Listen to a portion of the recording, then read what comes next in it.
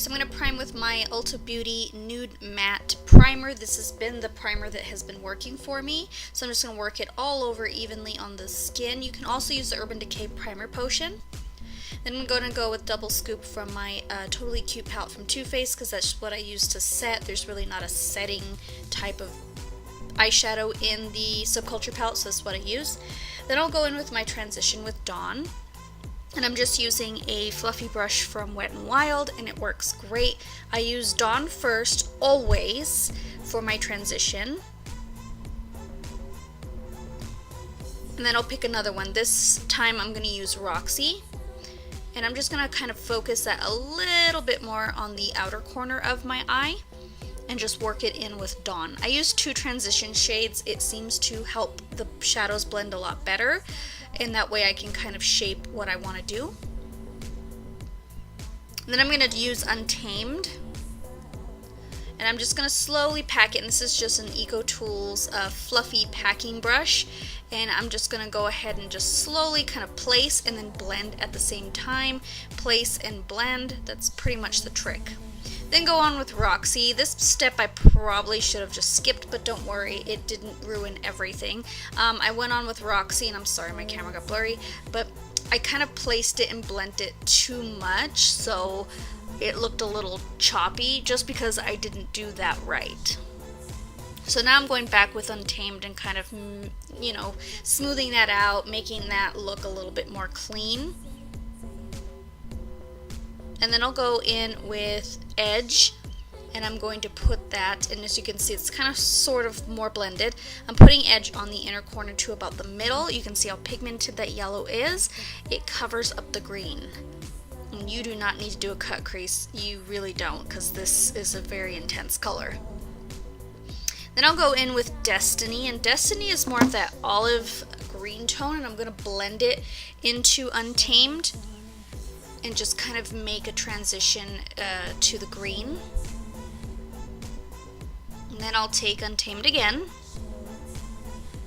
and then I'll start putting that back where Destiny kind of covered up a little bit, and then I'm just going to place and blend again, and I'm using that same EcoTools brush. I kind of like that fluffy yet kind of like a packing brush because it works to place and blend the shadow. Then I'm using a clean blending brush from Avon, and I'm just blending out those edges really well. And yes, it does get a little messy. That's why I do recommend doing your foundation first. Then I'll take Dawn, and I'm placing and blending so I can make that transition a lot smoother and it's not so muddy. Do you see how it fixes that really well and makes it more blendable? Then I'm just kind of wiping and making a sharp edge. Then I'll take Destiny, and I'm going to focus that more on the inner corner and then kind of pulling it to the outer corner so it's better that way. I don't know, it just looks better that way. Then I'm going to take Axis, and I'm going to put that on the lower lash line. I'm using a flat brush from Wet n Wild, and then just kind of placing, and on the lower lash line I have no issues at all. And I'm taking New Wave, and with the Avon blending brush, crease brush, I'm actually smoking it out a little bit.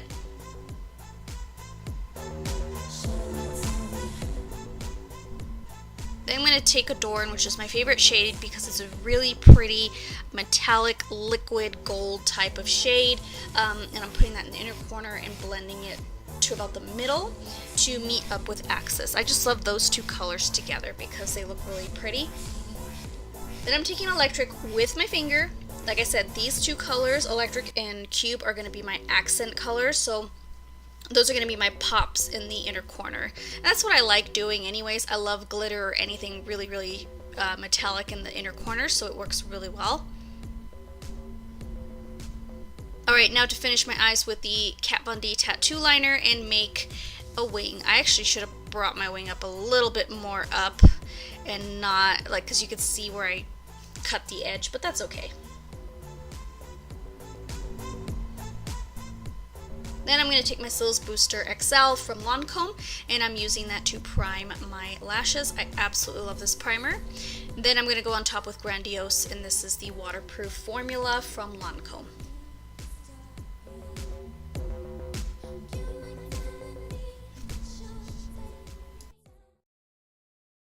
So I did not struggle as much as I've seen. I know I've done this, actually done this look before, except I used Axis and New Wave instead, but I wanted to try Untamed and Destiny as a blender, and then Edge as a, you know, inner corner, inner portion of my lid kind of color. But as I explained in the video, I do use these as kind of like enhancing colors so that I don't have to work as hard, and it's just a little sparkle in my inner corner, because that's what I really love doing, is like that really intense inner corner color. And I think it came out pretty good. It's not too much, but it's just enough.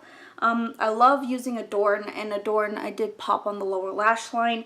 Yes, I had a lot of work to do to blend out Untamed, but in the end it works really well, so that's why I'm like keeping this palette. I mean, I've seen a lot of people say that they just don't want to deal, I'm sorry, I barely peeled this off, that they don't want to deal with how this works. Like, I've seen a lot of like YouTubers, big ones, just say it sucks, it's terrible, but you can't stab the actual palette. Like, I've noticed that a lot. And then I'm gonna take like a blending brush, and I don't want to stab my palette because honestly I don't want to mess it up, but like they just go in there. I've noticed people doing this, and yeah, you're gonna see some fallout, and there's a lot there, but honestly this is how you should really do it, is just kind of go in and just press, and there you go. That's all you need. You don't need to do this, you just need to press it really lightly. And yeah, there's still fallout, but honestly I have not, sorry, I'm just doing that, I have not noticed any grooves except for Dawn. Like I said in the beginning, I've just noticed that one has a bit of a dip in it. That's because I use that one a lot for my crease, and I'm going to notice this is going to be my tempera color. In the Modern Renaissance palette, I hit pan on the tempera faster than the other ones, and then I think the next one is Venetian Red. I hit pan on that one faster than the other ones. Like I said, I don't have that palette anymore because it's long gone. I finished it pretty much. I should have filmed that. You know what? I'm going to start doing that. All the palettes that I finish, I think I'll keep, and I'll just show you what I've used, because honestly I don't see a lot of that. Like, I've seen a couple videos, and I don't really go based on what YouTubers are doing, but I've seen a couple videos where this girl shows her pan's completely empty. So that's showing that they're using the palettes, and that's what I want people to understand, is that I think a lot of YouTubers, they get a lot of PR, and they just go to town with all that PR they give away, which is really nice. But also, they don't finish a whole lot. You really, I mean, I know some have empties videos, but to be honest with you, I have not seen an eyeshadow palette like completely gone and used, because they keep getting eyeshadow palette after eyeshadow palette. I only go for eyeshadow palettes if I really, really like them, or if I know that there's going to be potential involved in. I felt like the Subculture palette is that beautiful fall appeal that I'm looking for in an eyeshadow palette. And I mean, right now I only have my small palettes out because the rest of them are packed, but you have seen my video on all my eyeshadow collection. The newest one is going to be the Subculture palette added to it. But like, if I look in my Smashbox Bold palette that I have now, it's just nothing but rainbow colors. And then we have, this one is a Blaze. This one's more warm tone. And this is kind of similar to the Modern Renaissance, at least the color palette, like the warm tones. But it doesn't have that crisp cranberry color like the Modern Renaissance did. But I have that in my Huda Beauty palette, and I have that in my Lime Crime Venus 1 palette. So that's why I haven't repurchased the Modern Renaissance, because if I have that cranberry shade and shades that are similar to what the what Modern Renaissance has, I don't feel a need to get another one, because I just don't feel like I need that. A lot of people have been pairing the Subculture palette with the Modern Renaissance, which I will try, but I'm going to pull the dupes of that eyeshadow palette and probably use my Huda Beauty palette, even though that's way more. That one's $65, but I really think that one was way worth it, just because it's a really good palette. And if you want me to do like a dissection of each palette and what I love and what I don't like about these palettes, let me know in the comments down below, and I'll definitely dissect each palette for you. Again, I have the Smashbox palettes because they're small and compact, and I have the smoked one as well from Smashbox, and then I have my Blink palette, which I absolutely love, from my BoxyCharm. This is my favorite palette, but it's all metallic, so I really can't use this for every day, so I have to kind of pull from other palettes with that one. And then my Buxom palette, which I really love. These are custom shades that I had gotten from Sephora, limited edition shades. And then I do have my peanut butter and jelly palette, because I use the, extra creamy as my, base to set my primer. And you can obviously see I've used that quite extensively, and I'm just about getting close to hitting pan on Spread the Love, because there is a pretty good dip in there. I love it. It's a good shade for like a transition, even though it has specks of glitter. And then of course I have my Totally Cute palette, which you saw in the video or my tutorial, that I use Double Scoop as my base. And then the only palette that I'm actually not loving is going to be the Peanut Butter and Honey palette. These are such tough shades, so I haven't pulled much from this. I mean, I do love Bee's Knees, which is a real pretty, but I feel like it's getting drier and drier as I use it.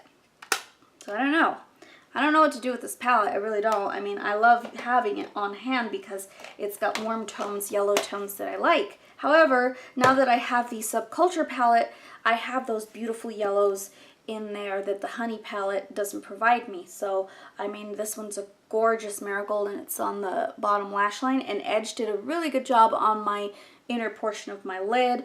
The only colors that like I said, that I hate are the Electric and Cube shade. I wish those were a little bit softer, because now it's just like I said, there's a film,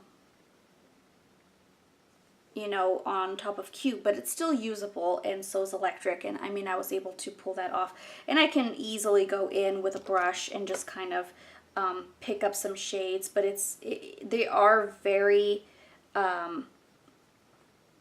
hard to use. So if you're not one with patience in an eyeshadow palette, I don't suggest this palette for you. If you're one that's willing to give it a shot, then I definitely suggest that for you, because I mean, this is a palette that actually I'm very impressed with. I loved my Modern Renaissance. I love this palette now, and I know my first video was like, I hate it, I hate it, I hate it, but using it extensively and giving it a second chance actually changed my perspective on it. I started adjusting the way I use the palette, or what I normally would do, and that's what I did in the first video. Is I just go heavy-handed on.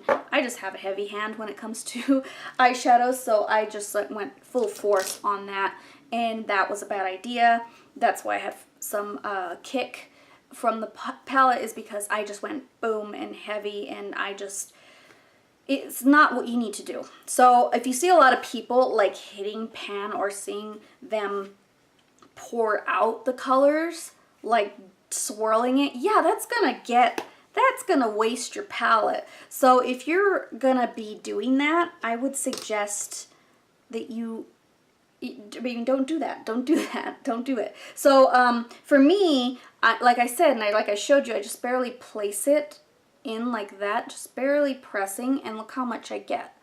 And then of course there's going to be some fallout, but I'm able to blend and get the color payoff that I want from just simply not going in this way, but going in more at an angle where you can just press it in, and that makes a world of difference in how it performs. So like, I know people said Rowdy had a lot of fallout. Roxy, and as you can see, Roxy has not had a dip in it, and that was the most controversial shade in New Wave. But look at Rowdy. I'm just going to barely press it, and you can see there's color on there. And then I'll show you See how much color you get from just barely pressing it?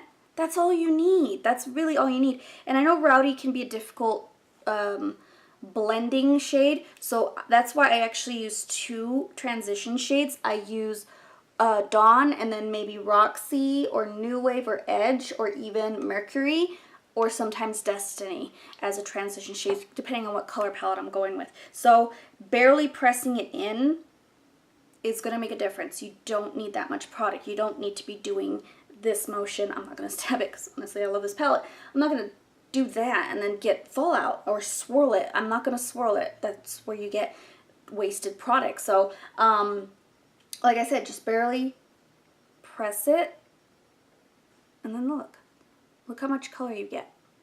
And then see, you can start off light. Yes, it's light. I understand that. That's great. That's what you want. You want to build it slowly. And yes, sometimes I go a little too heavy-handed, like I did.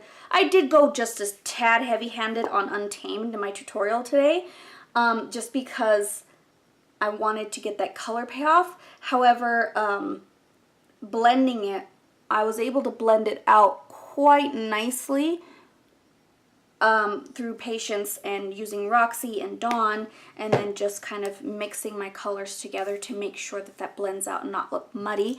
And I don't think it looks very muddy. I actually think it looks pretty blended and soft. So that's what you need to do. You need to be very patient. You need to be very aware that stabbing your brush or swirling your brush is going to waste product. And just barely tapping in and starting really slowly and building it. So just think of it like you're building an art project where you have to go in slow and just kind of work very slowly to create a flawless product. So I mean, that's how I look at it. I am going to keep this palette. I still have the box, which I was like on standby. I'm like, okay, I'm going to keep the box on standby just in case I change my mind. But it's ready to go in the trash because I am going to keep this palette for sure. So like I said, after using it for that amount of time, for 5 days straight, this will be 6 days straight, I've noticed that my palette has not issued with have any issues with dips or hitting pan because I've been really soft on it. Adjusting your technique just a little bit makes a world of difference in how the palette performs. I almost took it back. I really did after my first time using it. But then I figured, you know what? Let's give it a chance. Let's give it its fair share of wearability and just see what happens. And I've actually loved every single look I've done.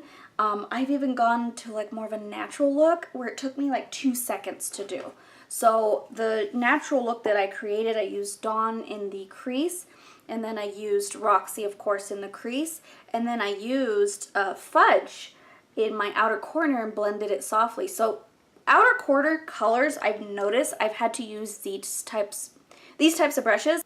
So I've had to use these types of brushes that are a little flat but have a little bit of fullness to it. So using that and then just kind of stamping it and blending it out at the same time.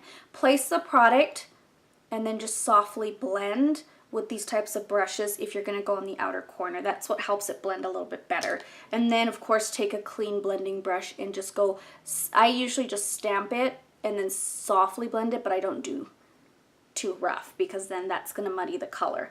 And then for like lid shades, a flat shader brush just like this one. This is from Wet n Wild. And then just placing it and then bringing it towards the middle. And then I noticed, well, you'll notice in the tutorial that I did kind of place the middle shade, and that's how I blended it all together. So like I said, be very aware of how this works. I have a feeling my palette's going to be around for a long time just because I have not even hit pan, or I mean I have a little dip in Dawn, which is a little concerning, but I know I'm going to use this color a lot. I just wish instead of Cube I had a brow bone highlight, because I had to pull a brow bone highlight from my Totally Cute palette and not use from this one, so I don't like that. I want an all-in-one palette. That's the only thing I don't like about the palette, is that these two shades are just lackluster, and then I wish there was a brow bone highlight in there. So if they are going to reformulate it, cool, but I really don't think Anastasia needs to reformulate it. I think it's fine the way it is. I've had no issue since giving it a second chance. So honestly, if you have it and you just love the color palette and you love it and you have patience, keep it. Don't take it back, because honestly, it's a pretty good palette. So now I have enough testimonial to take this to my store and tell people that are a little bit skeptical about purchasing it, and actually giving them my honest opinion, and I can testify from it, whatever you want to say. I can tell people my testimonial and say, guys, I hated this palette at first, but after giving it more chance and using the correct base, and I can, at my store, of course, recommend the Ulta Beauty Nude Matte Eyeshadow Primer, or Urban Decay, whichever one they want, but I think they're pretty much the same consistency, where it could work. And it just depends on the eyes too. It depends on how dry your eyes are, how oily your eyes are, or how normal or hooded eyes. Depending on what kind, we can, I'm probably going to find them a personal base, but this is just from my experience. So, patience. And honestly, this is not a beginner palette. This is a palette that's more advanced. So if you are into makeup and have that skill down, then definitely pick up this, because it's going to be a beautiful item for you to have in your collection. So thank you guys so much for watching this video and seeing my tutorial and my long rant at the end. But I wanted people to understand that this palette is not for the faint of heart. It's actually for people that really understand eyeshadows and understand that it does take a little bit of work, patience, and a little bit of skill to get that eyeshadow to blend out and to get that eyeshadow to work. So honestly, I don't think the Subculture palette is a bad palette at all. I don't know about batch issues. I have a batch that has the last, let's say it's P7F29, or 27, excuse me, I can't read that. P7F27 is my batch number, and I can tell you that if other people have that P number and they said they've had issues of fallout, yeah, so like I said, be very careful with this palette and just understand that it's not a bad palette. It's a very good palette. Just patience really does make a difference. So thank you guys again so much for watching, and I'll see you in my next video. Bye.